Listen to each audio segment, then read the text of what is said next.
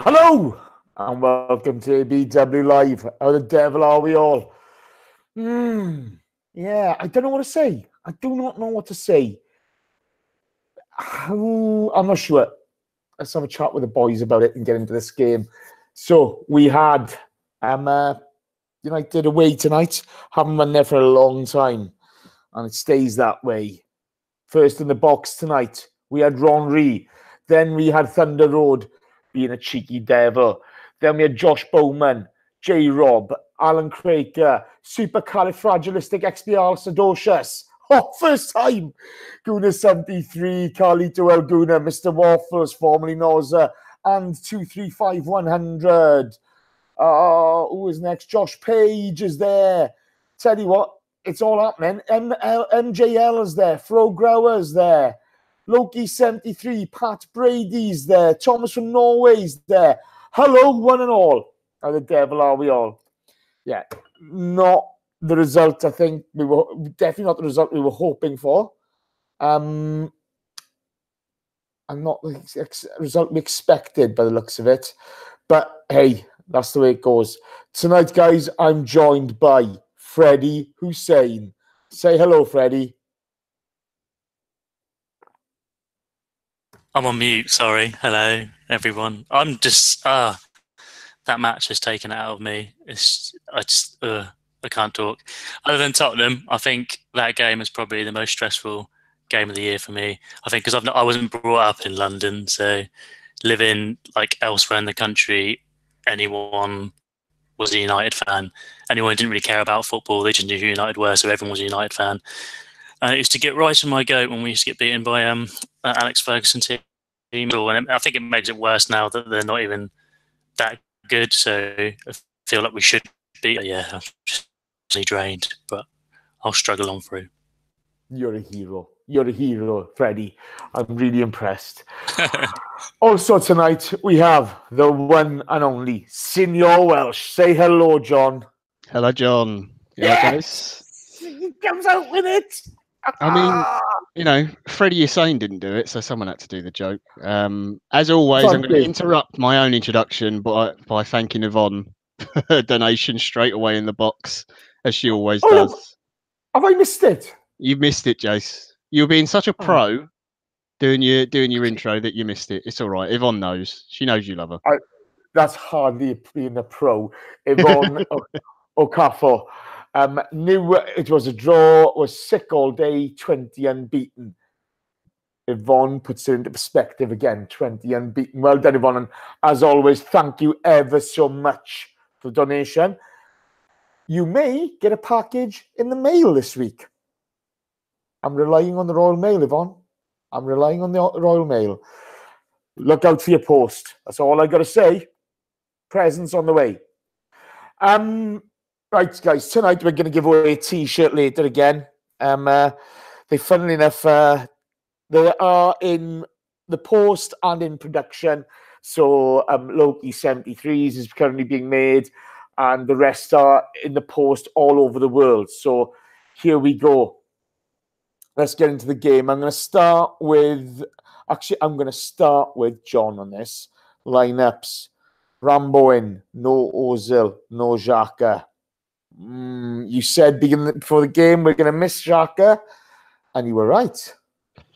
Yeah, I mean, it's easy to say before the game and then after the point as well, but it was always going to be a loss. I think most people had it down as Guendouzi coming in for Xhaka. As much as I would have liked to maybe seen Ramsey play there, I do think he's better when he has a bit more freedom. I was a little surprised that it was Mkhitaryan over Iwobi who was dropped, just because I thought that, don't get me wrong, Mkhitaryan is up and down in his performances. He can be brilliant one game and then go missing the next. But I thought Iwobi was just the last two games, not playing badly or anything like that, but just dipped a little bit in his form. And I thought Mkhitaryan did very, very well in the Spurs game. So I thought maybe, maybe Ramsey would come in on that side. The annoying thing about Iwobi at the moment is really good off the ball, working hard, just no end product, a little bit indecisive. Yeah. I find, and his talent, he's not doing his talent justice at the moment, which he was earlier on in the season. I'm sure he'll find it again. It's just he's a little bit frustrating at the moment because we know what he's got in his locker. Yeah. Yeah. So I think that was the only real surprise for me, and then maybe not the fact we stuck with a back three, but kind of because Aubameyang playing up front again and maybe not bringing in Lacazette or trying to get both of them into the team together just because they play so well together. Because United have been in poor form, we played so well against Spurs, and I expected going into the game, and I was actually proved wrong, but I expected before the game that United would be sort of sitting deep and trying to cut any space for Aubameyang to run into, and that wasn't actually the case. But other than that, I thought the lineup was fine, to be honest. All those players have done well, so no one really deserved to be dropped, I thought. Yeah, I know what you mean. Right, we're going to kick this off again. Vibor Singh with a $10 donation. And he says, hello, everyone. Long-time listener of the podcast. You guys make my commute so much better. Fuck Man U and fuck Jose. Vibor, I know she was Vibor or Vibore. Thank you ever so much. You're an absolute rock star. Really appreciate that. You're a gentleman. Glad to have you on board. Be more active in the chat box. It's nice to have you here. Thank you ever so much. As John says, okay, a lot of people are expecting United to sit in, okay? I kind of thought that, we were talking before the match in one of the groups, and I kind of thought they've got to come out at us because the crowd's going to get on their back. And they did. They came out at us. And our first 5-10 minutes, we were really shaky, weren't we?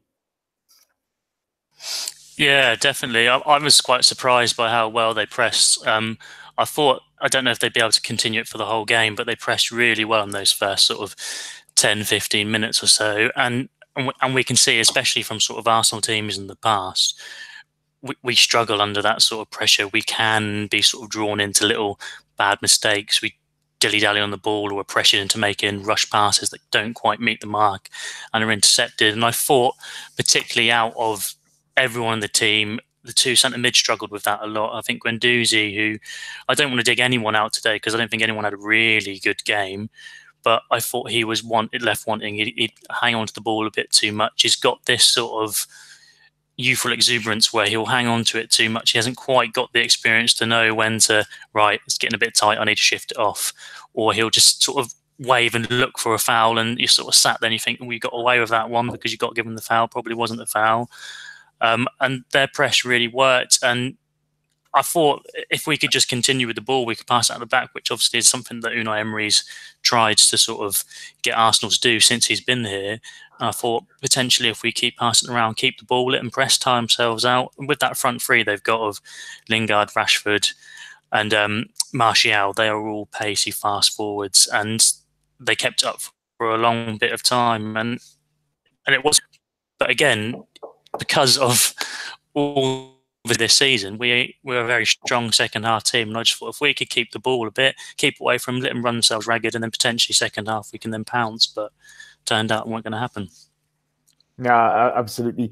John, okay, first sort of 15, 20 minutes, they were well on top, in all fairness to them. They came out, they had a bit of a point to prove, and they did. But after the sort of 20-minute mark, we really started to come into the game, and we started to apply some pressure. And, my notes here say 24 minutes, starting to apply pressure, and then lo and behold, David De Gea, what's he gone and done? Talk me through the opening goal, pal. Yeah, it was very weird. Because I'm sure Josh was about to type something in our chat about De Gea being the best goalkeeper in the world or something. Oh, no. We've got it in spades for Josh for the second half, okay? We've got it in spades. After we talk about the goal, I'm outing Josh. The real Josh Daw is getting outed. I'm not happy with him. He cost us this game. He's a Jonah. But no, I don't know what he was doing. We won the corner from some really good play, and I think our best attacking plays generally in the entire game really came down that left-hand side, and a lot of it was from the runs Kolasinac was making. Unfortunately, every time he was getting on the end of the ball, either the ball was too short or his touch was a little bit too heavy, and he couldn't produce the final pass to anyone inside. But got inside again, we win the corner. I'm not sure if the sort of complaining about the men standing too close to distract him a little bit from the set piece is part of the play or the design, because we've seen some weird set plays this season. But Mustafi got free, just sort of wins his battle with Smalling. I know they tell you to head the ball into the ground, but that was really, really heading it down. You know, there's going for the bottom corner, and then there's I'm just going to head it straight down on the floor. But yeah, it worked. What De Gea is doing, I don't understand how he doesn't just catch it. Like, he just completely flaps it. And then my favourite bit about it is the fact that Ander Herrera has clearly been watching David Ospina goalkeeping, because he's not standing on the line. He stands about 2-3 yards behind it. And instead of just heading the ball and stopping it from going over the line, he waits for it to cross the line and then kicks it. I didn't think it was a goal at first. I thought, oh no, they've cleared that, you know, because how as a goalkeeper put his hands on it and then it's gone in and a player's kicked it out? It's got to be. But the old magic watch and goal line technology gets it spot on. Hilarious. And it just, before that point, I was really worried, because coming into the game was really positive, but the way United started so well, I was like, oh, this is dreadful. I did not expect this at all. And then we just get a goal out of nothing, because we hadn't really created anything up to that point. I think that was our first shot on target maybe in the game. I think that was our only shot on target until way into the second half, mate, to be honest. You know, Freddie, your views on the goal. It was really nice to see that happen to United at their own ground, wasn't it? Oh yeah, lovely. Any sort of defensive calamity or fuck up from one of the best goalkeepers in the world at Old Trafford is just it's lovely to see, especially when we, like John said, we didn't really trouble him. It was just I didn't really see what was happening. I sort of watched it, and again, like John, my initial reaction was, oh, just cleared, that's why it's not going to go over. But now we've got these little fancy gadgets on the referee's wrists. It was proven otherwise. And when you look at the replay, and you can see, like, they do the little replay and they show where the ball is and how much gap is between the white line, the ball going over it. It was like, I think you probably would have saw it in real time, but potentially not. Like, I think it points a good finger at technology like that, and I think people, or some of the people in the Premier League, are worrying about VAR and whether that will improve. But certainly the over-the-line technology takes 2 seconds, and it's a goal. Yeah, you could argue that it sort of takes away the moment, because we're all sort of sat there. Both me and John have gone, oh yeah, it's probably not a goal, and they go, oh, it is a goal, and you don't really get a chance to like properly celebrate it. It does deter from the moment a bit, but at the end of the day, it's a goal, and it's a goal for your team. So I'd rather have it. Yeah, there was lots of sniggering in the ABW sort of groups there were, and we all kind of enjoyed it. Ellis, there's a message for you in Google Hangouts. Have a quick look at it, mate. But at this point, Josh Daw puts in our chat on the WhatsApp group. I think you lot owe me an apology for me telling you that David De Gea is not a world-class goalkeeper. He said that. Second half, he wasn't so loud, was he? But we'll come to that a little later. John. It's not even 2 minutes later. Guendouzi, it's a silly free kick, and it's not to harm the boy, because he's still 19. He's going to make mistakes like that. But from the ensuing free kick, he does try to pull out, but he does catch it. Is it Martial or Rashford? I'm not sure which one. I think it was Martial. Martial, yeah, I think so. All of a sudden, the free kick is an absolute shambles. Absolute shambles. Yeah, I mean, I saw some people blaming Leno. I didn't think he did too much wrong, to be honest. He got down, he pushed it away from his goal. Okay, could he have punched it out further? Yes. Could he have maybe turned it up behind for a corner? Perfect goalkeeping, yeah. But for me, he's done the right thing. He's got it away. He's directed it away from goal. The biggest issue is our reaction to it and the speed at which we react to it, or lack of speed that we react to it. I think is it Ander Herrera who gets the ball, isn't it? Who pulls it back. Yeah. He is offside from the free kick. I think his head's just off. Yeah. Now, it's a new phase of play once he touches the ball, but as he is the one touching the ball, I still think it should count as offside. I'm not 100% on the rules because they change them all the time. Yeah, but the problem is he only gets that position because he's offside. Yeah. So he is offside. You know, there's no doubt. And where was the linesman? Yeah. So I think unless they change the offside rule again and the phases in the play and everything, as far as I know, that is offside. So that should have been given. That it wasn't given. You're not always going to get them. It happens. There's plenty of decisions that have gone our favour this season. We've already spoken about a few times. So that is frustrating, but it's the reaction of our players. They're so slow to react, and you see what there's. Herrera reacts way quicker before everyone else, and it's not like he's like 2 yards offside. He's just his head's leaning forwards. But then there's 3 or 4 United players on the move before our defence is even moving, like all the players in the wall. And the other thing as well that I found very strange in that free kick is why we allowed so many Man United players to take up so much space in front of the goal. They had 3 or 4 players next to our wall before we had another one. Like there was a big gap if they all got out of the way, and I think it was Rashford who took the free kick. If he wanted to go through that way with his free kick, then there would have been a big gap there as well. So I didn't appreciate that either. But it's just poor concentration again, and they've got to do better there. Look, sometimes you're going to get unlucky, and the United player might just be that little step quicker and get there first, pull it back, and you get a ricochet or whatever, and they get the goal. That happens, but I wouldn't have a problem with that if our defenders get there in time, and they just don't do it. It's just not good enough. And now I'm sure Emery will be watching that back and pulling that back up on the video for all of them. But we've spoken about our lack of improvement in our defensive abilities all season. And let's be honest, nothing's been addressed. You know, there's not much of a change, rather, from last season to this season in the way we defend set pieces. Okay, and nobody can tell me that there is, because we're still giving away stupid goals. Holding, he was a bit tender. He addressed the ball but couldn't get to it. And he's not alone here. This isn't singling him out, because there's a whole host of people who are guilty of this, but he needs to really commit and go after that ball, doesn't he? Yeah, he does. And I don't want to massively disagree with you saying there's not been any improvement. I think in terms of what we've brought in Socrates, and we've brought in Lichtsteiner, who also came on today. And I think the improvement's going to take a lot of time. There's going to be a lot of coaching to get over what we have had, or what lack of we have had with the previous regime. So I think you're being a tad harsh there, and so there's no improvement. It's going to take a long time. You can look at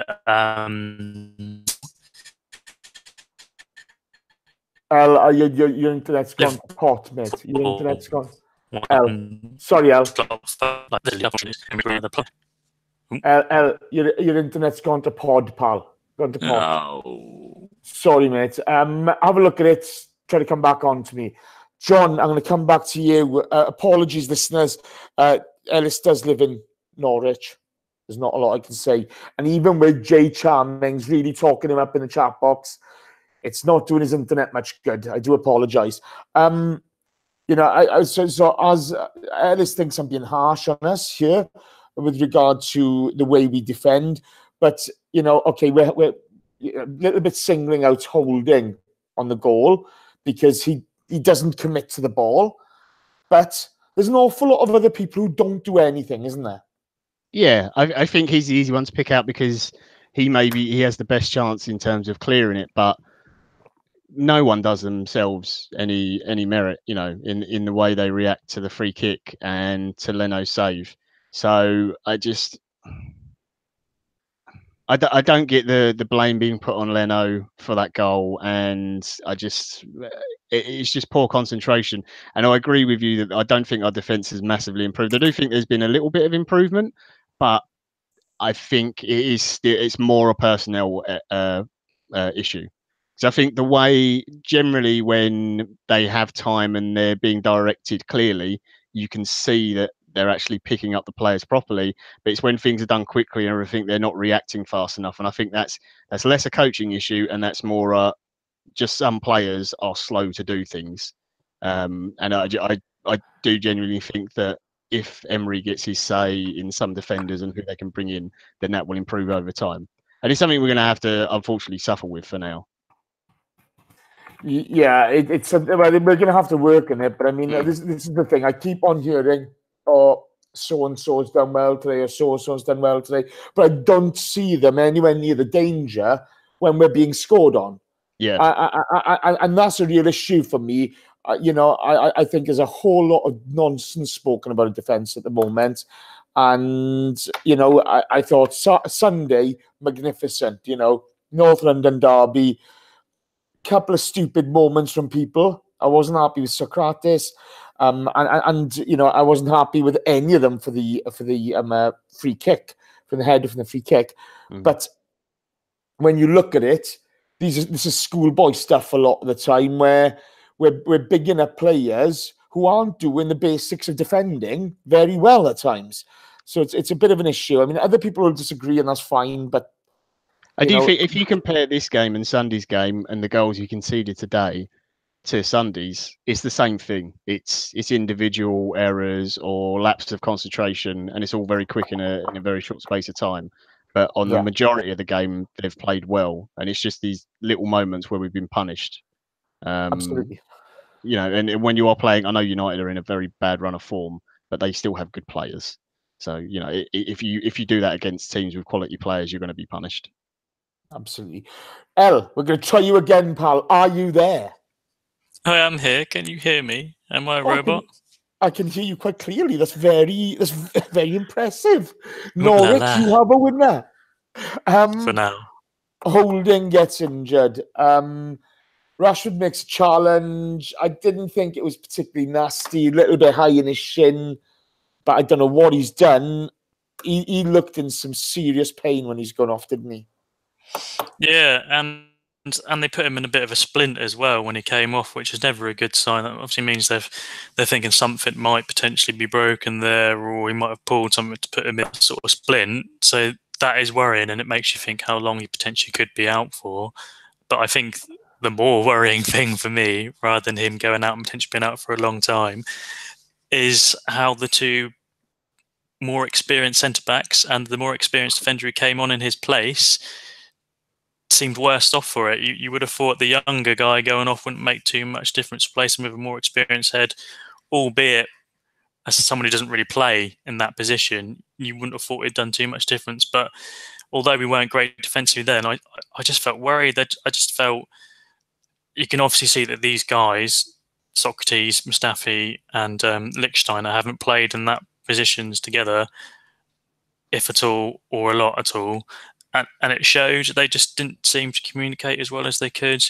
And it worries me now that like we've just said, Holden could be out for weeks, potentially, depending on how bad his injury, months maybe. And you've got to try and muddle through it. But you've got the one thing they've got all going for him, other than maybe Mustafi, is even Mustafi, they've all got experience. So you'd think out of all of them, they've got enough experience between the three of them, depending on if we're going to say as a three, or if we're going to go back to a two, to cope with it. But it was quite worrying for me, especially when you saw the change and how defensively unorganised we became. Well, yeah, you had Lichtsteiner, who's a right back by trade, going to the right-hand side of the three. Mustafi moved in the middle and Socrates to the left. I don't know, I mean, look, we'll talk about the second goal later and what have you. But I think it's more to do with the lack of legs and the lack of sharpness with Lichtsteiner. He's of an age now, and there's no getting away from it. Some people, and I know all about this, trust me, listeners, I know all about this. Some people don't age so well, and it takes its toll. Thanks for that, El. I really appreciate that.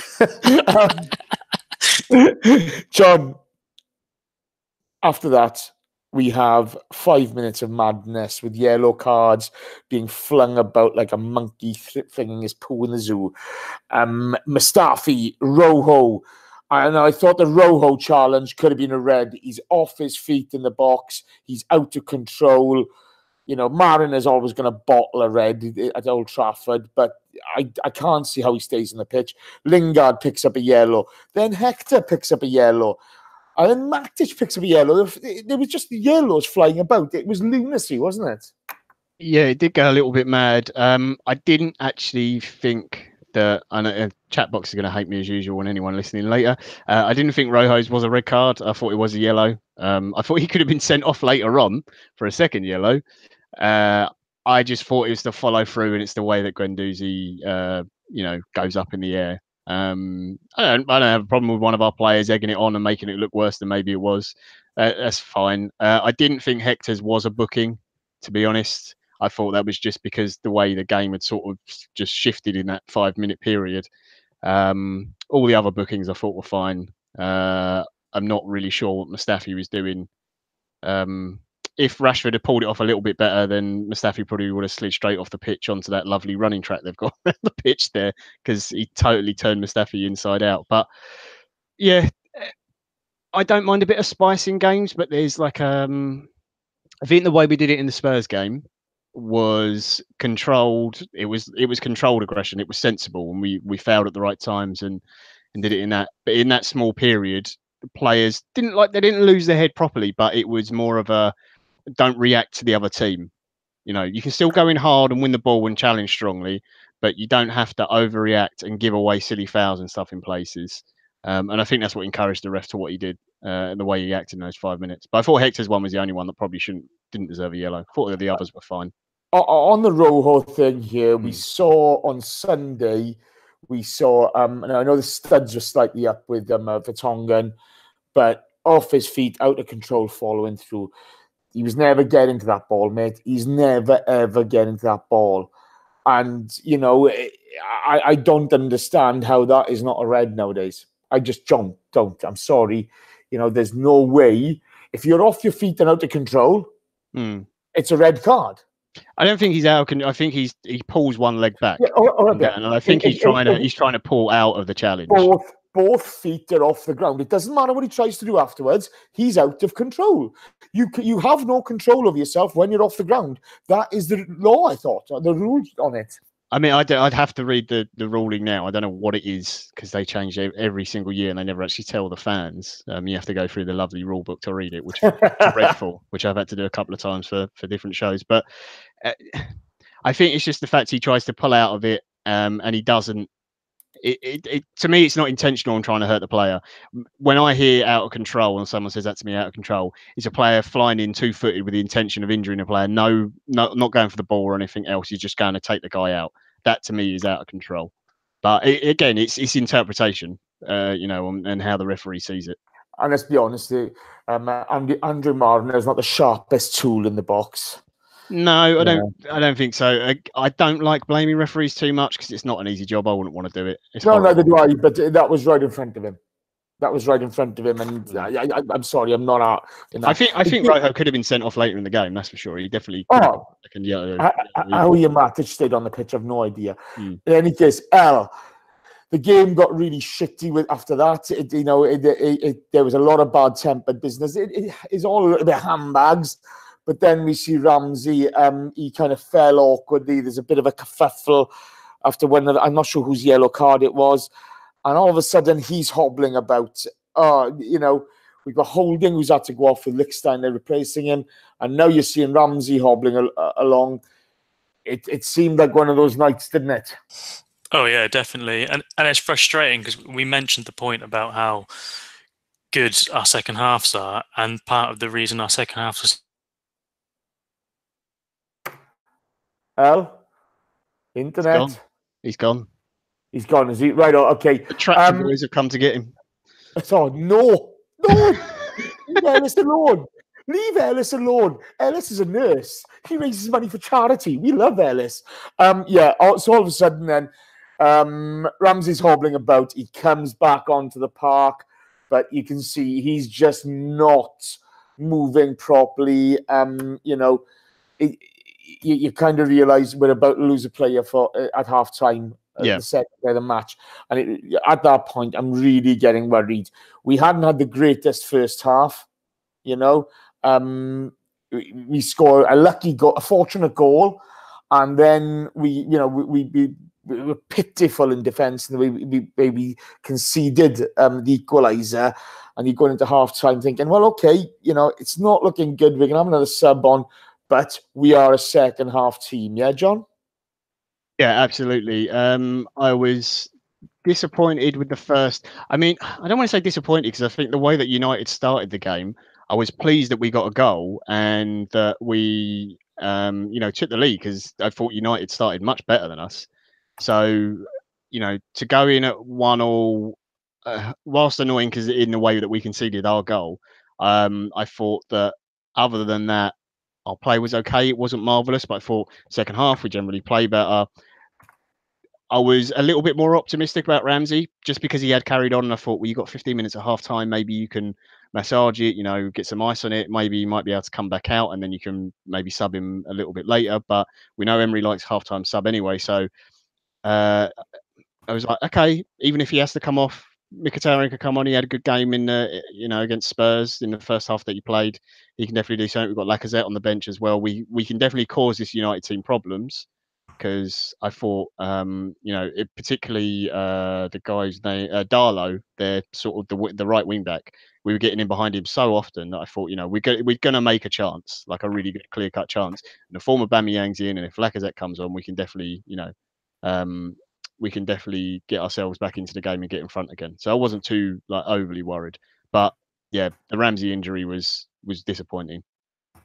Yeah, it was. And that was it. Ellis is having problems with his internet, so it's just me, myself and John from here on in. Apologies, we miss him already. It's always good to chat to El, but it's a nightmare sometimes on the internet, so my apologies, chat box and listeners. Right, okay, it's that time again. Poor Ellis has gone through hell today. He's gone through hell today just to give you entertainment. And there's 260 of you in the chat box at the moment, and I've only got 51 likes. You tap that button for Ellis. Do it for Ellis's memory. Come on, start tapping. Tappy, tappy, let's get going. Poor Ellis has gone through hell, and you lot are letting him down. Who do you think you are? Come on, let's get tapping. I want 90 likes straight away, please. Let's go. Thank you very much. No bloody excuses either. Come on, do it. John, second half kicks off. Mkhitaryan's on for Ramsey. We kind of knew it was coming, unfortunately. United come out of the traps very quickly, don't they? Yeah, again, really impressed. I haven't seen a ton of Premier League games this season, but leading up to each match, I've tried to watch who our opponents have been. I watched a couple of United games. They haven't been particularly quick. They haven't passed it very well. Everyone knows the sort of form they've been in. They've been getting lucky goals and stuff like that. But they really went for us tonight. And I was very surprised in the way that they pressed us. And it wasn't like they were selective in picking players that they pressed. It was the whole team were pressing. They really were pressing down. We've seen other teams press sometimes just Xhaka or sometimes like Mustafi or Kolasinac, certain players who they feel they can get them turned. They might make a mistake. But it was the whole team they were pressing tonight, and we didn't get any time on the ball. What I felt we struggled with the most of, we couldn't keep the ball. We really, really struggled to keep the ball, particularly in midfield. And I know a couple of people already said it in the chat box, and we will talk about it more in depth later. But I think we really did miss Xhaka tonight. Just a steady foot in the middle of the park. It is that side of it. You're asking an awful lot of a 19-year-old kid. I got a lot of time for Guendouzi, but it's a massive step up from second division farming league to the Premier League. I kept a straight face there. Okay, it's a little joke from earlier.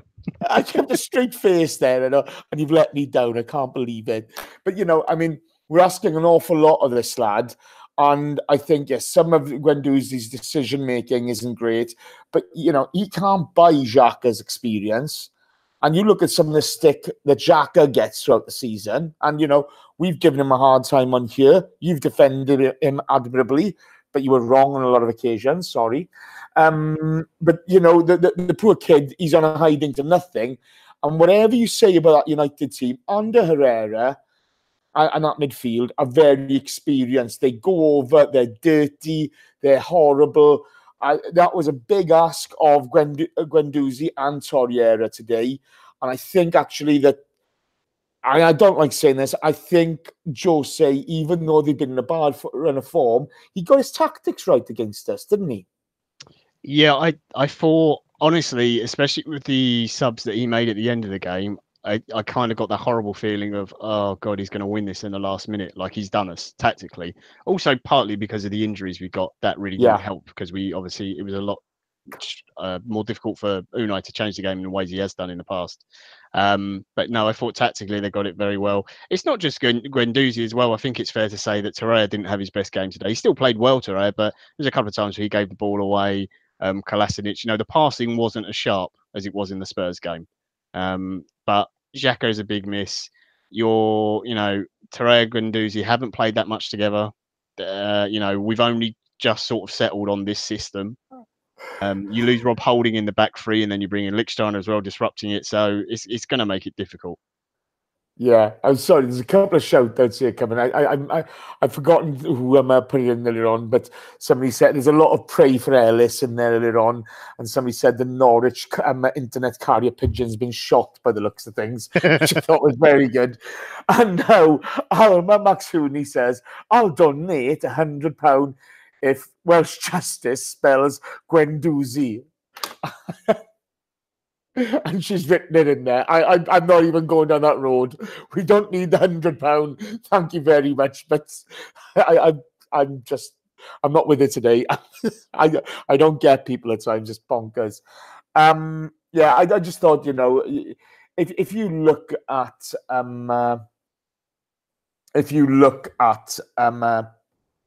you know, the way the game was sort of developing in that second half, you know, up to sort of 60 minutes, we'd had no clear chances apart from the Mustafi goal. We were unable to keep possession, and it looked, I thought it looked quite desperate at the time. And then Iwobi comes off for Lacazette. And, you know, like I said earlier on, it doesn't seem to be happening for Iwobi on the ball at the moment. Now, let's be fair, okay? That's happened to an awful lot of our attacking players in that position this season. You know, you look at the setup that Unai's incorporated, and there's an awful lot of people struggling. You know, everybody struggled today. First half, the first 60 minutes, we didn't dominate any particular period of that game, did we? Of the first 60? No, I don't think so. And you know, I think Iwobi he's had a strange season in that I think he started it really, really well, and you saw some of his brilliant skill and stuff on the ball and taking people on and getting past men and you know, being involved in setup for goals. The one thing I will give him is that in the games where he struggled to do it on the ball, his work rate off the ball, his work rate's always been great, but the difference is I think this season that his work rate off the ball has been just as good, but it's been effective. Yeah. Whereas I think in previous seasons, he may have worked hard, but not in the right area. So he's still doing those parts of the game right. And something that will happen with players. It's just a drop in form, isn't it? So, you know, I don't think he played terrible today. But again, I think system changed. You know, we've only been playing this back three for a little while. So I'm going to give him a little bit of slack. When you look at Mkhitaryan, who's had a very up and down season, he's been in the team quite consistently. So I'm not going to blame him too much. One thing I wanted to ask you, Jace, about the Lacazette substitution. Just before he came on, Kolasinac is on the floor by United's goal. Looked like he might be injured, actually. We've only got one substitution left. Now, I know in the end it didn't matter, but at the time, were you thinking, Unai, you know, hold fire for 5 minutes just to see if Collar's all right and if we need to do something else or change the system or whatever? Or was it a case of we're just going to have to go with it? No, I've got to be honest with you. At that point, I don't try to second guess the man. He's going to do what he's going to do. Okay. What I look at is what's going to be effective, and we weren't. You know, I couldn't see us winning without bringing Lacazette on. Do you know what I mean? We hadn't created anything. We hadn't held on to pressure. We hadn't tested them an awful lot. So, you know, and it is awful harsh on Iwobi. It is really harsh on him. Okay, you know, the kid's been a breath of fresh air this year, and all power to him. I hope it continues. But the difference Lacazette makes to this team, this system seems built for Lacazette and not many others. Yeah, it's not so much Iwobi coming off. It's just more the fact that Kolasinac at the time is struggling, and I just thought, maybe wait 5 minutes and see.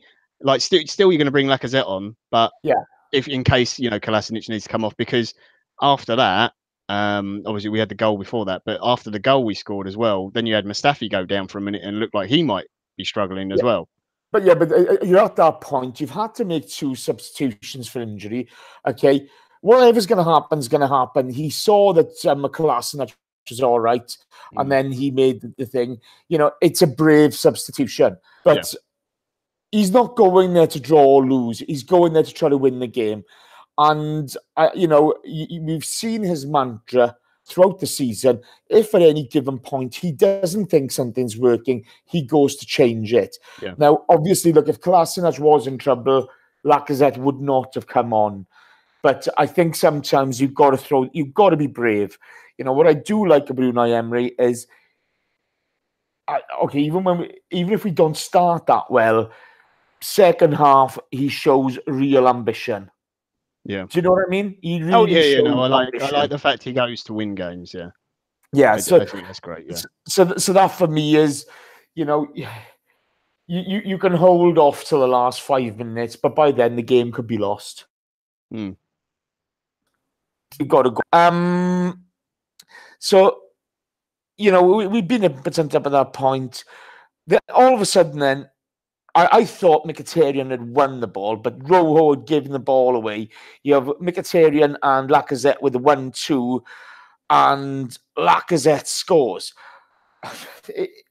You had Bailey and Rojo jumping on top of him, fouling him in the process. What an absolute weird goal, wasn't it? It was bizarre because I think I'd just gone to get a drink, and I literally came in and saw Lacazette sort of tumbling in the box. De Gea dives and the ball's trickling really slowly. I'm like, what's going on? And it just goes in the back of the net. It was so weird. They showed the replay. I don't know what Rojo's trying to do, because before that I thought he'd been clearing it and defending okay. Maybe he's trying to turn inside or whatever, but he just slips. Which by that point in the game, you think the players would have realised because how slippery the surface was. Yeah. A few players had already sort of taken a tumble. Before the ball went into the back of the net, I sort of saw it and thought, it's got to be a penalty because I thought Lacazette's been fouled. And then they're showing it back, and I think they've given the goal to Lacazette now, as far as I know. I'm not really sure. But that tackle by Rojo, how that wasn't a second yellow card, I'm very confused. I thought that was a blatant foul, to be honest, on Lacazette, and I thought they should have been down to 10 men. But yeah, bizarre goal. But again, I'll take it, Yeah, I genuinely don't understand why Maruna hasn't booked either of Bailey or thing, because Bailey just comes on top of him. Oh, don't quote me on that. Don't quote me on that. Sorry. Oh Jesus, end up in trouble here. But he just dives on top of him, so to speak. It was you looked at it and you think, surely there's got to be something there, but hey, we're 2-1 up and we're happy. Now, I'm not sure if it's Andy or Mike from Gooners in the USA. No, I will not do that. Behave yourselves. We got Fat Sam enough is enough back in the chat box. Yvonne's there. John Bernstein's there. I tell you what, there's some good favourites there today. Richard Garrett's there. And 23500, yeah, and Big Bunny Kane, they got it. Oh Jesus, I do apologise, listeners. Not my finest moment ever. John, straight from kickoff, mate. I mean, schoolboy just doesn't even Yeah. cover it. What was it? 70. I think it was 70 seconds from kickoff. Yeah. Goal. Yeah, they just take the kickoff and it's just a long punt up to Lukaku. Mustafi suddenly, like, I thought Socrates had him. I think it was Mustafi, because at that point he'd gone central, hadn't he? And Socrates had gone over to the left. Yeah, but you had Socrates, and then there was Kolasinac on the left-hand side. I may be wrong. You might be right. I really can't remember. I'm sure the chat box will correct us in a minute. But the ball goes long up to Lukaku, Mark Henry, as Bash has just called him, as he's as known if you're a wrestling fan. And it's either Socrates or Mustafi. I can't remember which one, but it's always Mustafi, John Bernstein. I had this horrible flashback, and I just went, "Oh look, it's Senderos," and Lukaku turned into Didier Drogba, and just completely like just getting destroyed by him very easily. Wins the knockdown, and yeah, I'm not sure what exactly Kolasinac is doing. He kicks it back to Leno, and then calls for him to go for it, but it's just there's not enough on the ball. When his head's down, he's running towards his own goal. It's Kolasinic's fault. Look, the header should be won in the first place, and they shouldn't have got the knockdown. But Kolasinac, what he's trying to do with the ball there, I'm not really sure. If you're that worried about your position and everything else, I think you should just clear it out for a throw-in or a corner, whatever. But don't, if you can't get the correct contact, don't put it back to your goalkeeper like that when you're running back towards goal and there's United players there. And unfortunately, that stupid dancing tit Bingard gets on the end of it, doesn't he? It's another one of those stupid mistakes, not being set up already enough, going to sleep, and this is the thing. It's happened again. This is the thing. Nobody in our defensive unit takes responsibility for it. No. You know what I mean? We've got three at the back there. I know Lichtsteiner's, he's not a centre back, but again, we're just all over the place, and this is my big issue with our defence. Look, we know what Mustafi is. He can be brilliant on his day, and he can be an absolute liability in the moment. Okay, Socrates is of an age. He comes with a wealth of experience. He's very good in certain areas, but I don't see him doing enough when we do concede goals. He's kind of never there, and it's kind of never his fault. Kolasinac is only effective going forward. Yeah. I think that's fair to say. Yeah, Holding is still learning his trade, and I think a lot of people have kind of over-egged him this season. I think he's been good. I don't think he's been anywhere near great. And Hector is probably the pick of our defenders for me. But he's more effective going forward. He still needs to work in his defensive game. Yeah. That's what we're looking at. And even with the DM, we're still conceding silly goals, because people can't be everywhere at once. But it was just... It's such a poor goal to concede from kickoff, though. Your team should be set up, and you should all be in position and fine. And I understand that we're playing with three at the back, and our wing-backs are playing high up the pitch, almost as wingers, essentially. So Kolasinac has got to come back. But you've still got three defenders there, and you've got two centre-mids sitting in front of them that should be able to, even if Lukaku wins the knockdown, they should be there clearing it up and mopping up the ball, getting second balls, that kind of thing. Absolutely. I mean, I think the one thing about the 4 goals there is they're all really poor goals from a defensive perspective. Every one of them. Yeah. Nobody's going to be happy, are they? Nobody's going to be happy.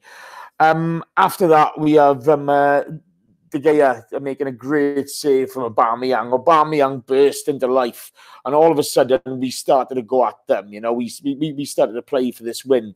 Matic gets away with a high foot in front of Mariner. Mariner bottles it. Matic already on a yellow card. Then David De Gea's another great save from Aubameyang, and poor Josh is looking very wrong at this moment in time. Every time I saw De Gea make a save, I just thought, poor Josh. But you had Leno saving from Rashford. We were going for it then. We looked all of a sudden, we started to look like a team, who were going to go on to win it, didn't we? Yeah, I think the introduction of Lacazette helped. I think Aubameyang playing from the left was better. I don't think he wasn't particularly involved in the game, to be honest, up until that point. Again, not his fault. He's not that kind of striker. But if you compare this performance to the Spurs one, it's very different, and it's clearly not as good. But we didn't create a lot for him. When he comes to the left, he's going to see a lot more of the ball when he was getting back and helping in defence, covering Kolasinac at times when he needed to. But going forwards, I mean, it was like, I think in like 70 minutes, the game seemed so stretched. It's like the last 5 minutes of a cup final. It wasn't like a game where there's 20 minutes to go. The one thing I would say is that this is the first time this season when I thought our players looked a little tired, just a couple of them. Not like absolutely out of puff or anything, but I just thought there was a couple of times when I just looked at a few of our players and thought, yeah, maybe they are starting to feel it a little bit now, just because it has been such a busy period, and the intensity that the Spurs game was played at, and then having this one straight afterwards, I think just caught a couple of them a little bit cold. If I'm honest with you, when you looked at what United were bringing on from the bench, pardon me, if you look at what United were bringing on from the bench, you looked at how greasy the pitch was. That was hard work for them today. Yeah. Do you know what I mean? Nobody's coming off that pitch feeling 100% fresh. I can guarantee you that. But I just thought, you had Holding go down early doors. You had Ramsey go off at half-time. I think the cards didn't fall favourably for us today. We rode our luck a little bit, but you look at how heavy the pitch was for them. And I know modern pitches are fantastic compared to the old start, to what they were sort of 20, 30 years ago, when some of them were, like a cow's field.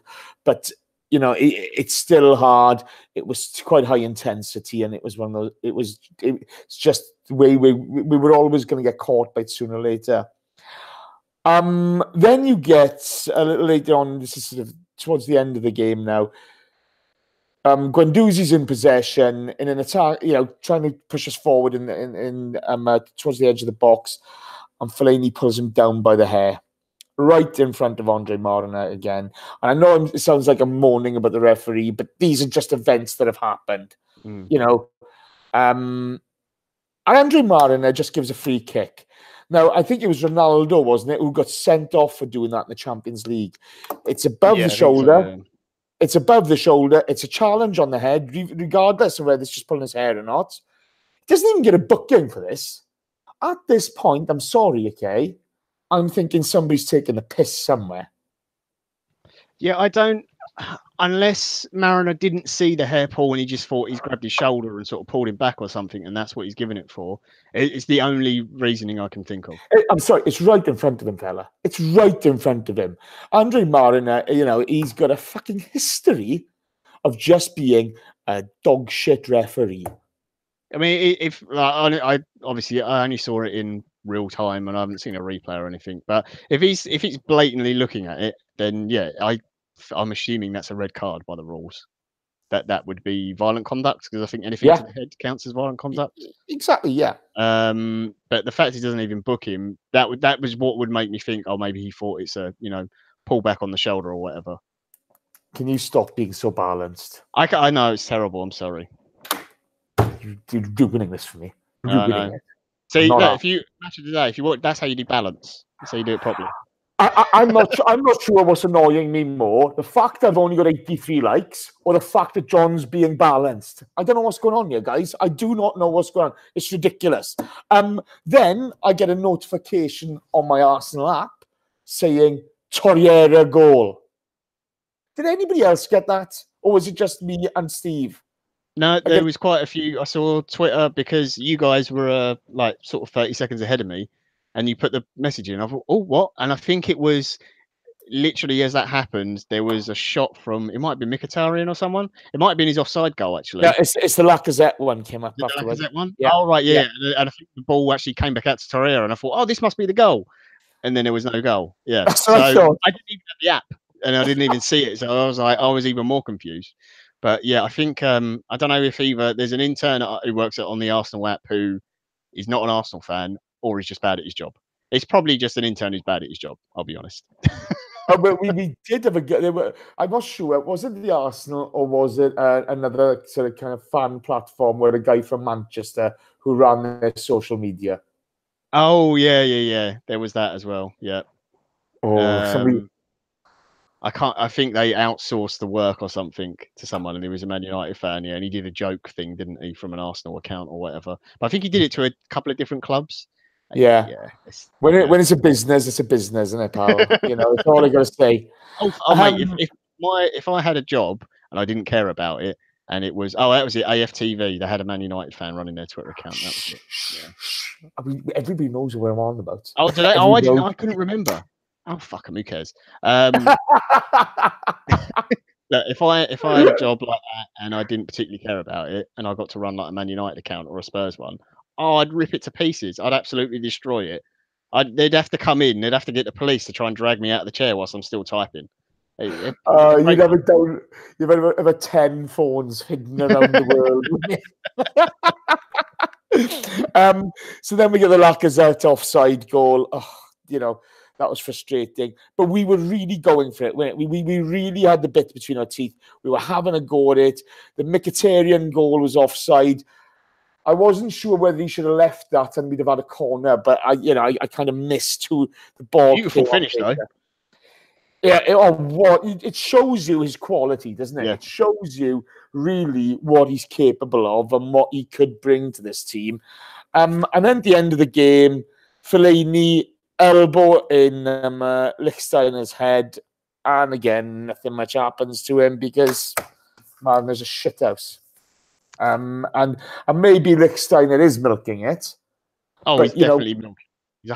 Maybe he has, but I've seen Fellaini do this to too many people now. Oh, yeah. I think he broke Joe Allen's jaw, or was it his nose, or one or the other. He's the dirtiest scumbag in the world, and if something drops on him that's heavy, I'm not gonna feel sorry for him. I really am not. And the game kind of peters out. We draw 2-2. 4 points from 2 big games. Before the 2 games, if you offered it to me, I would have said yes, probably. And I probably would have had the results for the other way around. I probably would have thought, not that I would have wanted, but I would have thought that we were more likely to draw with Spurs and probably beat United, just in terms of where the 2 teams are at the moment. I think just because of the way we played against Spurs, the way United have been this season, the fact that they didn't really trouble us like a ton, and they left a lot of space in behind as well. They didn't really sit deep like I expected them to tonight. I felt we missed a trick again. There was Aubameyang had a really good chance in the second half that he put straight at De Gea that I thought he should have done better with. Mkhitaryan had another one that came quick to him. And I know some people will say, it's sort of like on the bounce half volley. But for me, he's got to at least hit the target there. One he put wide where he comes running in at near post. Yeah. And I just think the difference is those 2 chances, you convert one of them, it's a different game. Whereas you look at United, they got 2 lucky goals, but they took them. All right, maybe they're a bit easier, and it's because of our own mistakes, but they took their chances. And I think that's the slight difference at the moment. I got to be honest. I think look, we got 2 lucky goals. Okay, let's be very fair. Okay, but the Rojo turning the ball over, that was ludicrous. Yeah. But I don't think we did enough for long enough in the game to win it. I got to be honest with you. I thought I didn't enjoy the first 60 minutes. And even, late on in our second half, we weren't quite at the races. I thought De Gea made 2 great saves. Yes, you could say Aubameyang should have done better. I'm not going to argue the toss over that. Really not. I just said the form you'd expect him to score there. Yeah. Okay, that's fair enough. But De Gea, for whatever anybody says, you look at the home game last season and some of the saves he pulled off there. Yeah. Well, he made 2 great saves today. And I think we only have ourselves to blame for basically piss poor defending. Yeah.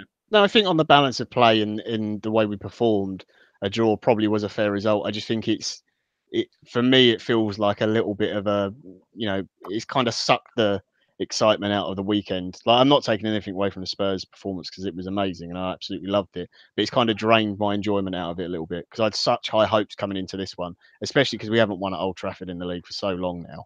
Yeah, but they're always going to turn up against us, aren't they? They always do for some reason. I don't know what it is about it at the moment, but you know, you if you look at the home game last season, we outplayed them. Yeah, we were by far the better team, and yet again we give away stupid goals, and you know, passing the ball across our own back line when they're already on the press, you know, and it was just ridiculous what we did last season. But again, on to this one.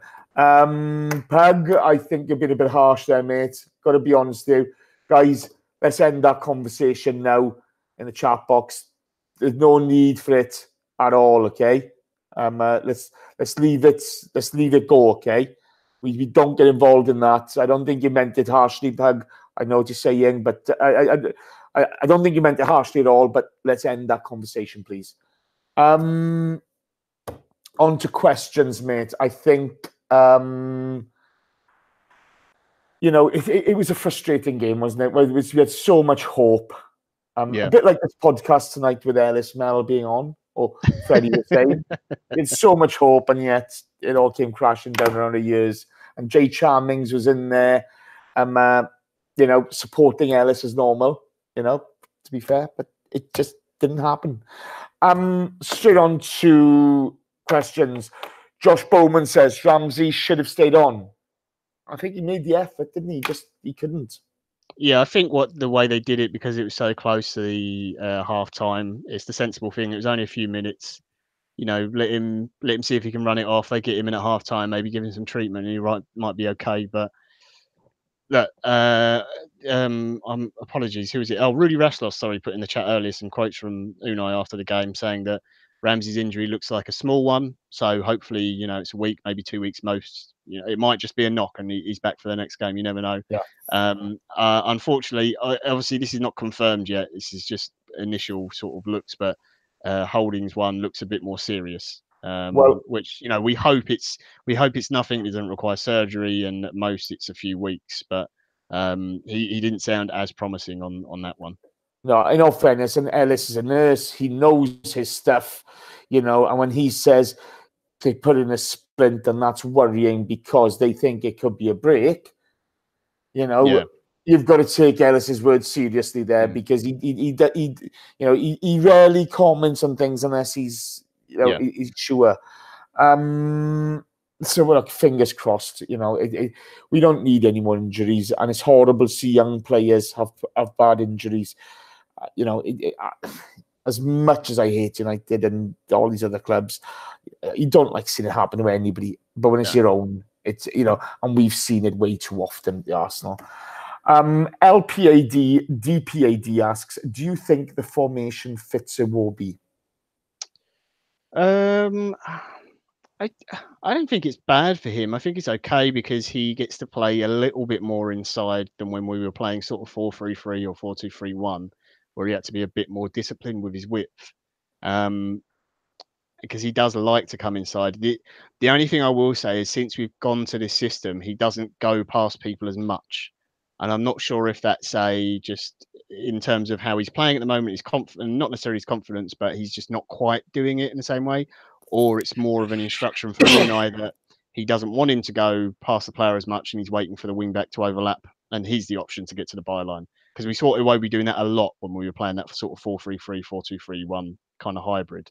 And that was sort of some of his best play. So it might not be quite the best for him yet, and he might still be learning it a little bit. But you've also got to say, you know, form could dip.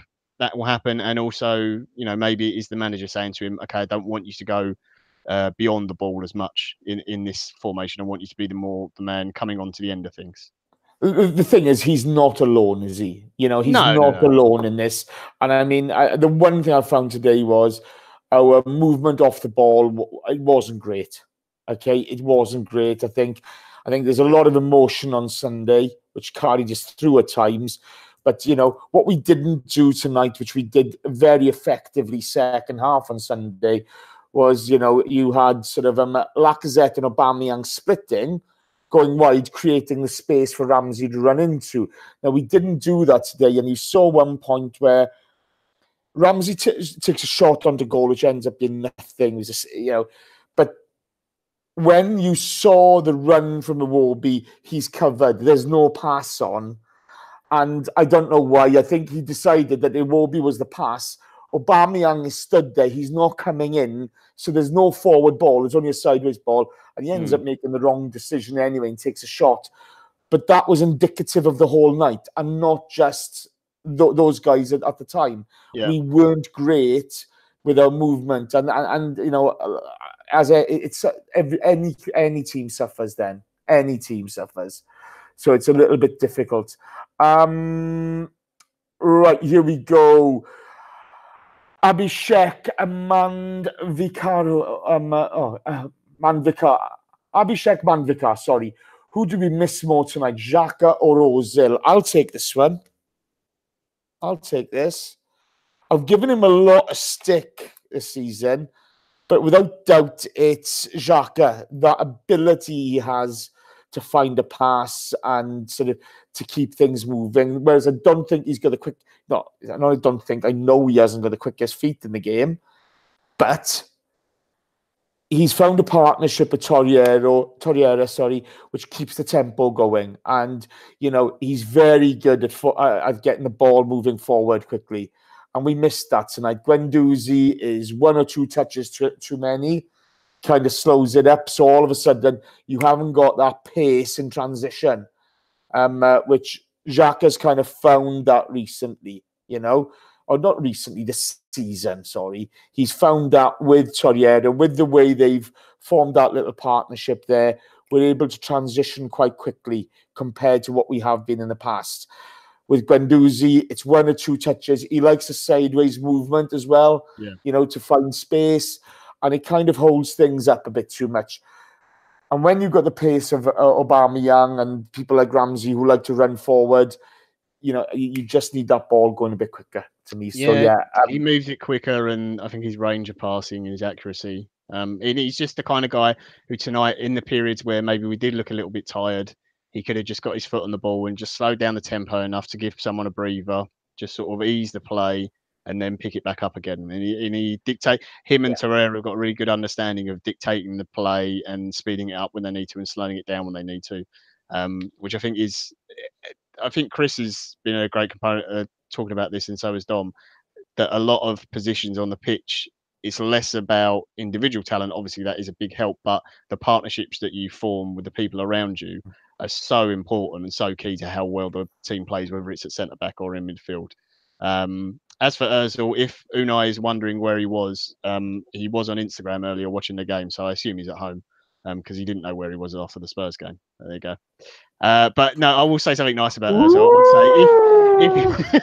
say if he was on the bench, if he was on the bench, he would have been a nice option. Just because we were lacking a little bit of creativity, I thought. Yeah, look, you know, we're down to bare bones in some areas now, aren't we? You know, and you need everybody fit and you need everywhere in a go. As well as that, it's not a knock on Guendouzi. Let's be fair to him, okay? The kid is 19. In exactly the same way with Iwobi at the moment. Iwobi's had the majority of the season has been very good for him. You know, he's done very well for us. It's just, you know, you're going to get these patches.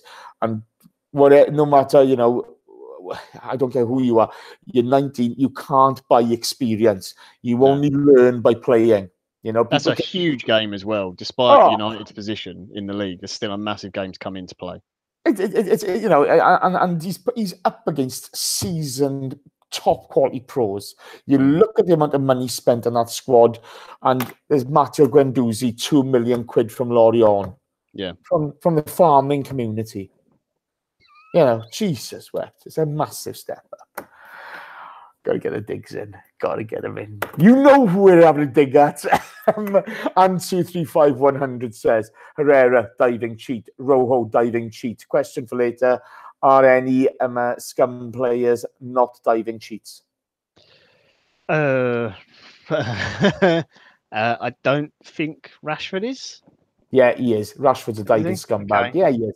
Yeah, he is. Lukaku? Yeah, he's a diving scumbag. Look, I'm sorry, John. The answer is no. They are all diving cheats. End of. let's move on. Jeffrey O'Hara says, what was wrong with Lacazette's goal when De Gea was holding onto the ball with only one hand and he knocked it down with his head? Do you want the rules for this? The actual... No, just tell me. I can't remember the exact wording of the ruling is, but basically if the goalkeeper has the ball in his hand, whether it's upright and it's there to, like, who was it Henri did it against? Was it Villa or someone? He kicked it out of their hand, didn't he? Yeah. There was one of the, I think it was Ian Woan of Forest as well. This has gone back years, that is. But basically, as long as the ball is in the goalkeeper's hand, it's under their control. So if you touch the ball, it counts as a foul. You're not allowed to do that, even if like he clearly took the ball away safely without endangering the keeper. I know it's a weird rule, but yeah, it's there, so you're not allowed to do it. Yeah, you had people at times trying to kick the ball out of people's hand, out of the goalkeeper's hands, and of course, that produces a dangerous situation. It's just the way it is. It's the rule. Everybody knows the rules. Yeah, he knows he's trying to get away with one there. I'll answer the next one. Matt Wright on Twitter at Matt Wright 1983 says, at the AFC podcast, Andre Marner is a shitbag. And do you agree? Matt, on behalf of all sensible, knowledgeable people everywhere, we all agree. I speak for the world. He's a massive shitbag. Let's be honest. The guy can't tell the difference between, what was his name? At Liverpool? The Ox. The Ox and Kieran Gibbs, yeah. Gibbs, yeah. Can't tell the difference between the Ox and Kieran Gibbs. Come on. It's fucking ridiculous, honestly. And he's still refereeing after that. I don't get it. Formerly Noza asks John, with Holding stretched off, should we seriously consider recalling Chambers? I'm not sure that we can anyway, because it might be in the contract that we're not allowed to. Most of them these days, you have to put in an extra clause within the loan deal. So that would be one concern.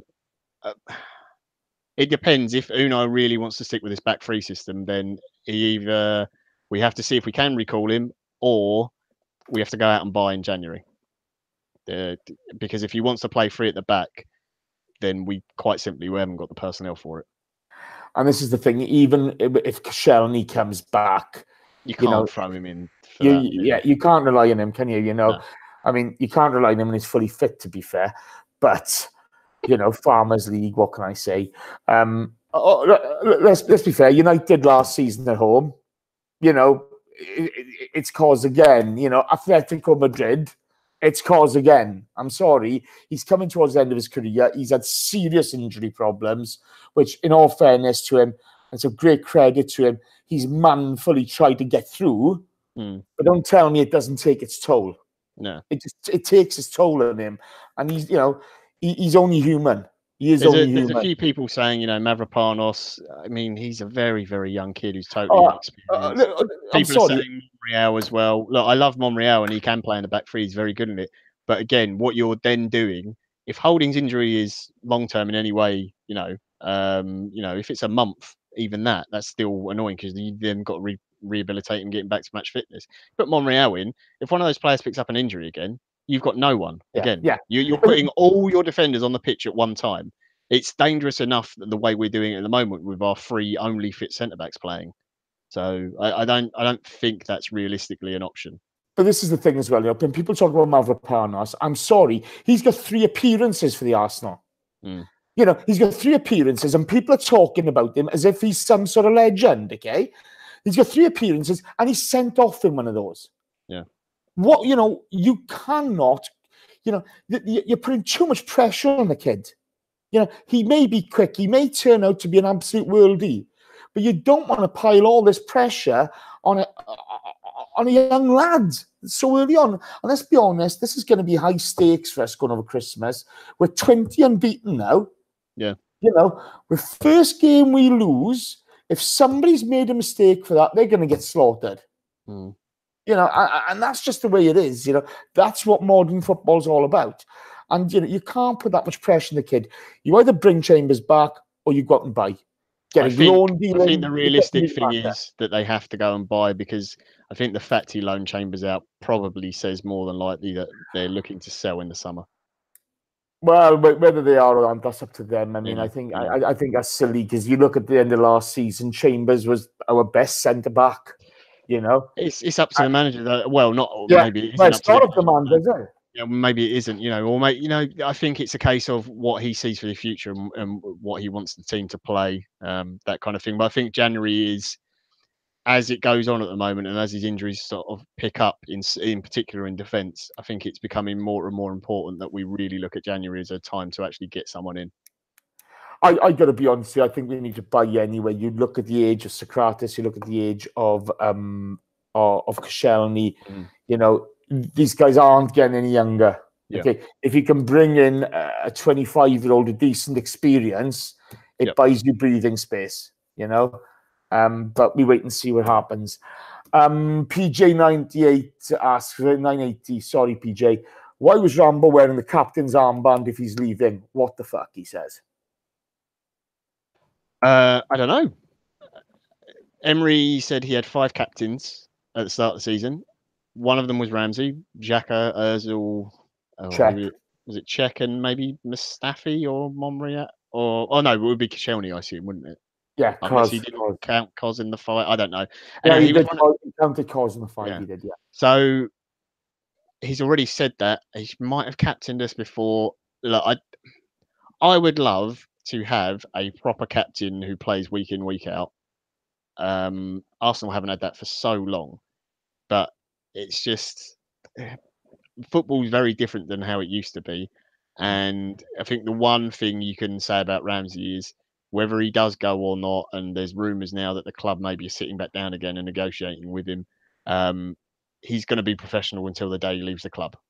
And whether that's this summer or years from now, I hope it's years from now, he will always put in a performance, and he will always, whether he's the captain, vice captain, whatever, he will wear the shirt with pride and do as much as he can for the team. So I don't think it's an issue. It's just the game's very different now, and a captain sadly doesn't mean as much as it used to, I don't think. And to be honest, there all this nonsense around whether he stays or goes now. You know, let's be honest. The club were the ones who withdrew the offer. You know that's the state of play. The club were the ones who said that the offer's off the table. You know, we're going to look awful silly. Somebody's going to look a right prick if Bayern Munich or PSG that have been mooted come in and take him on a free. You know, yeah. I'm sorry, but it's absolute lunacy for me. You know, at least regardless of the Cesc or the RVP business, at least we sold them. You know, we even had Mkhitaryan for Sanchez. You know, we got something out of it. But I don't know. We wait and see what happens. That's that to me isn't on Unai and the new team. No, that's on the old regime. Yeah. What happens with Ramsey? Well, I'm sorry, but Raul Sanllehi, he's the one who made the decision. Ivan was prepared to pay him. Okay, wherever you stay there, you can talk about the old regime all you want. One man who's made the decision to pull the contract. You know, he could put the contract down for whatever he wants and then offload him in the summer. Well, hopefully he comes back and offers him the contract again. Wait and see, mate. Wait and see. Yeah. You know, we have no control over it, do we? Okay, Loki73 asks, are you happy with the general attitude and work ethic of the team and Emery's willingness to drop the lazy? Absolutely. It's one of the things that the last thing in particular, the willingness to drop players, is my biggest positive. It's something that for the past, I don't know how many years, I've sort of, one of my bigger gripes with Arsene was that he wouldn't drop certain players regardless of form. And the fact that Emery will do it, I think is great. I think the work ethic and the attitude of the players has been really good. I think they're clearly enjoying the training. They look a lot fitter as well physically. And I like his approach to the game and the fact that he's willing to change things and mix things up. This is the thing, isn't it? You know, I got to be honest. I don't see a massive change from Arsene to Unai. I don't. Okay, but I think the squad has always been happy. There's always been a bond between these guys. You look back to the Hull game, the way they fought back. You look back at the Chelsea game. You know what I mean. But what I do think is very different. The fitness aspect, yes, we've seen it, but the way Emery is so proactive in changing what he doesn't like. You know what I mean? He doesn't wait and see how things develop. He's proactive in getting in there and saying, well, look, you haven't done what I wanted you to do. Let's change it here and now and get it done. And I'm dropping players as part of that, He's got a system he believes in and he's having a go at it. And if it doesn't work, he's prepared to change it, which I think is great. And let's be honest, we're 20 games unbeaten, which I don't think anyone would have said before the start of the season. Oh, no, I think it's we've spoken about this over the last few weeks an awful lot. Impressed with the unbeaten run, impressed with the win tally, with the points tally. Performances, I mean, there's Liverpool 60 minutes at Leicester and Sunday, which are magnificent. And even today, we weren't on great form, but we haven't lost. Yeah. I was disappointed with the way we played, but very, very impressed with the fact we didn't throw it away. Yeah, I think that's the thing. It's the games where we haven't played well, but we're still getting something out of it, whether it be a win or a draw. That feels different to last season. Yeah. It is a change, isn't it? Arsenic Gunner in case says, and it backs this up, 4 points from Spurs and United in consecutive games is great. We need to behave. They just beat Juventus for crying out loud. He says FFS, but there you go. I'm toning it down. Just in case there's kids out there, you never know. They're a team of moments, and they are United this year, aren't they? They've got so much quality in that squad. Yeah, they're gonna have their day, but they've been so poor this season, haven't they? Yeah. Oh, it's been great to watch. And if anything, as much as it's disappointing we didn't win tonight, the fact that Mourinho got a draw and came back from a goal down twice means that he's likely to stay there for longer and probably drag out the misery of the Man United fans. Because as much as they got a point tonight, they're still going to be annoyed. Did you hear Old Trafford screaming attack, attack, attack? And they're kicking it around at the back in their defence. They were too scared to even kick it long to Fellaini when he put him up front at the end. Oh, it's brilliant. Oh, I tell you what, wallowing in other people's pain, it's lovely. I really enjoy it. John Bernstein asks, will Unai even know how to give a halftime team talk if we are leading? It's a good question. And it's funny, on the commentary I had, they were saying about the stat about us not leading at any game and how many goals we scored in the second half. And I think it might have been Jim Beglin, maybe. And he said, it doesn't look like it's affecting the Arsenal players that they haven't been leading a game at half time, because look how many points they've got and how well they're playing. So, if we're leading at half time, I'm sure Unai will still be going in there going, go out as if it's still 0-0, or go out and play as if we're losing, because he's that kind of manager. He likes to find details and stuff. So, yeah, I'm sure he'll be grateful when it happens, and I'm sure it will happen soon enough. It's just one of those weird sort of anomalies that comes up sometimes in seasons and stats. Well, it's the thing. On Sunday, I had Beglin and Tyler on doing the comms on the match, and Tyler comes out with maybe the most pointless, pathetic stat ever. If the game's finished at half time, we would be 18th in the league. And as Beglin says, well, but they don't finish at half time, do they? It's not Jim Beglin is the king of the understated common sense knowledge, isn't he? And I got to be honest here, I do enjoy listening to Beglin co-commentate. Yeah. Whether I agree with him, I don't agree with him. I think I think he's just a straightforward guy, and I like that about him. Guna73 asks, do you think we'll revert to a back four when Monreal comes back, or do you want us to carry on with the back three? If Nacho's back fully fit, then I would like to go back to the back four. I agree. Yeah, it's not. Again, I just think defensively we're more solid. The players are more used to it. That system. I think Emery prefers it. And as much as Kolasinac has been fantastic going forwards, and I think he has been really, really good, I just defensively, he's such a worry for me. And I just think the forwards we have are more comfortable in that setup. I still think he's going to go to a 4-3-3 at one point. I don't know Yeah. what it is. He's played it in the past. He likes it. I think he's tried to incorporate too many pieces in at the moment. There's the old thing we say with Arsene, the rounds pegs, square holes, etc. But we wait and see how this develops. The good thing is it does show that Unai's willing to adapt. Yeah. He's got his plan B. Do you know Absolutely. what I mean? And, I know he's seen us play this in the past, but there are some different players there. And, for as much as we didn't look sharp, really sharp with it the last couple of games, there's a couple of great results in there. And Sunday was fabulous to watch, so some positives. Pete Colson asks, what was the best thing about tonight's result? That if we had won 5-0, Maureen would have been sacked. But how now we can enjoy the meltdown morning Maureen circus. Yeah, absolutely. It's just what I said. I actually said it to Dom earlier as well. I said, I'd love to absolutely hammer them, get them back for that horrible 8-2 and things like that. But at the same time, I just want to say, I really want their season for them to feel like it's absolutely dragging. And every week is just misery of, oh, he's going to come out with some nonsense. And like he did the stupid kick in the wall tonight and kicking a bottle when they score a goal and everything. And then they're looking at all that money they spent and going, we've got to bring on Marouane Fellaini to try and rescue us in a game. How miserable must that be? You've got to bring on that no talent footballer just to hump the ball up to. I mean, see, they spent all that money on him. You just get Peter Crouch. He'd go and play for United, well cheap. He'd get you the goals.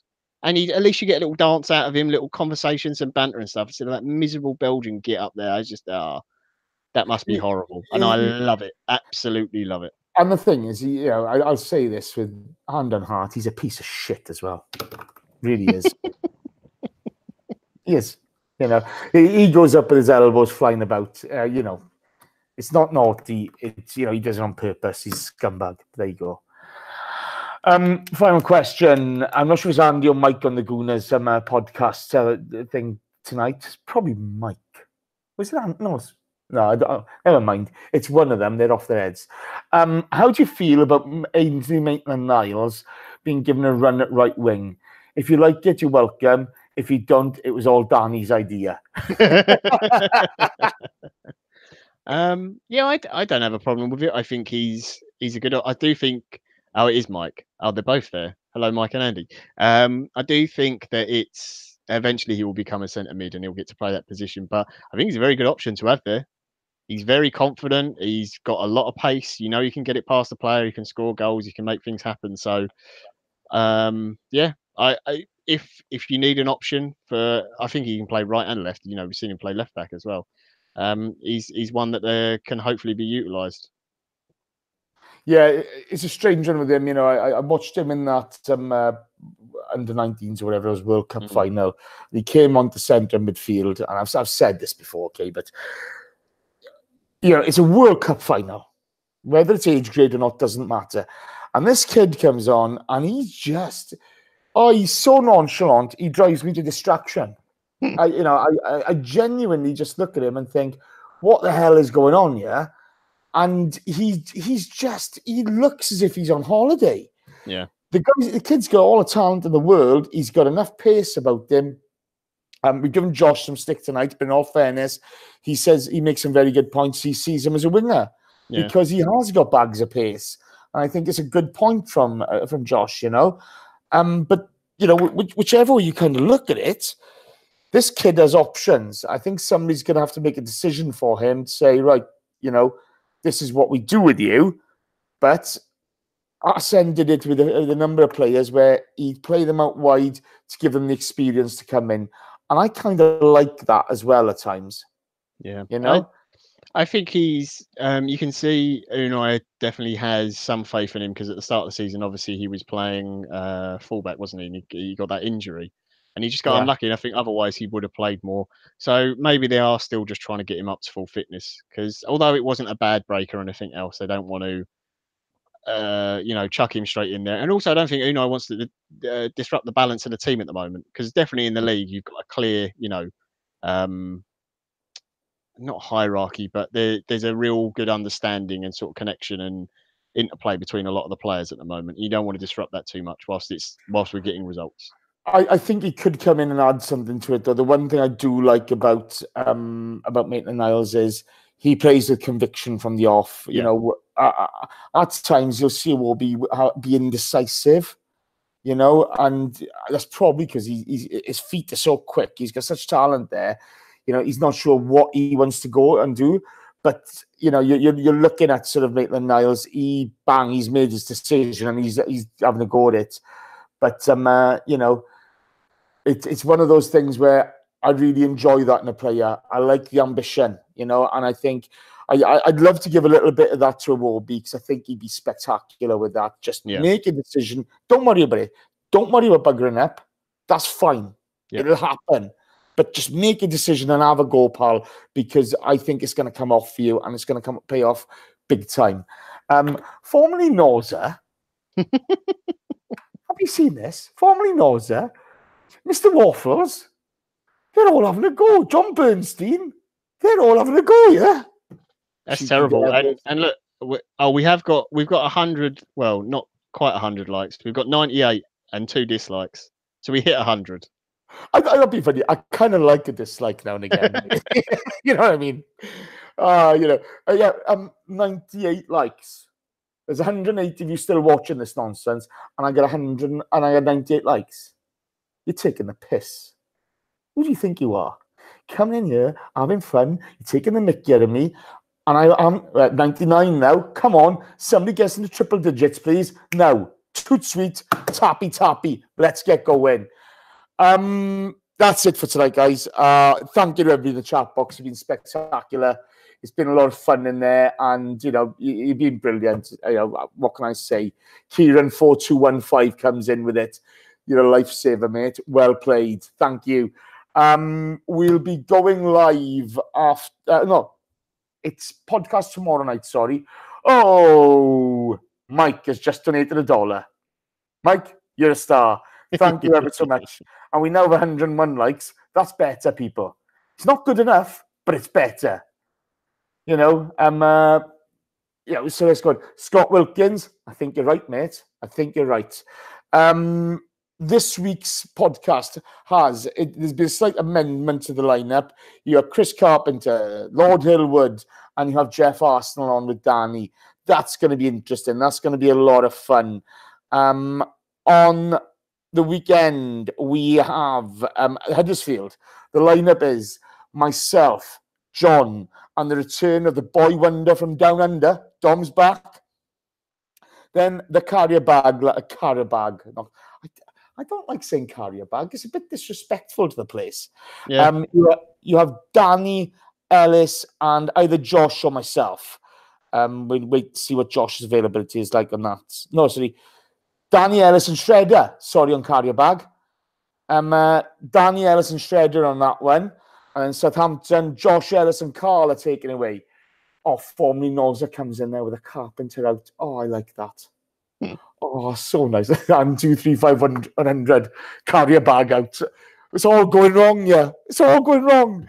Now, guys, thank you ever so much. Oh, David the Gooner puts in 199 to annoy Danny. And he says 10. Oh, fantastic. That's it for tonight. My thanks to Ellis and his carrier pigeon internet. He's an absolute star. I'm losing the will to live now. I've got work tomorrow morning. Remember, Ellis is still raising money through November. If you can support him, great. But we do appreciate all the support you've given us so far. Thank you ever so much. So thank you, Ellis. Thanks for turning up and having a go. Sounding like a Dalek at times and generally failing badly, but you had a good crack at it, didn't you? That China Life, good night. Have a good day at work tomorrow, pal. John, my thanks to you. Thank you very much. No worries, Jace. Always a pleasure. Just the two of us again, eh? Yeah. Holding hands. Sing then. No, not singing anymore. I've done that often enough, haven't I? Normally holding hands while you give class, and that's what for, so we can run away together. I've only got to outrun you. I haven't got to outrun him. Mate, I'll take him out, not a problem. Piece of cake. I might have to have a bat and a gun or something like that, but not a gun, sorry, a bat. But